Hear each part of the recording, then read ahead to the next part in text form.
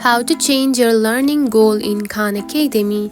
If you have been using the Khan Academy application and wondering on how to change the course of yourself that you have chosen before, then don't worry, in this video I will show you how to do it.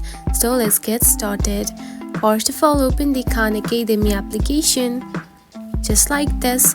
After opening it, you will find something like this on your home screen. Now scroll down and here you can find your course just right here.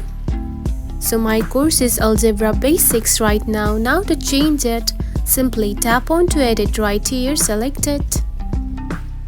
And from here you can simply remove this old one and simply add a new one just like this. And tap onto done.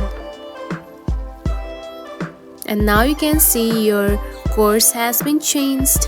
And that's it. This is how you can change your learning goal in this Khan Academy app.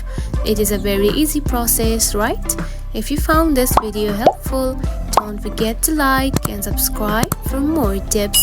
Thanks for watching.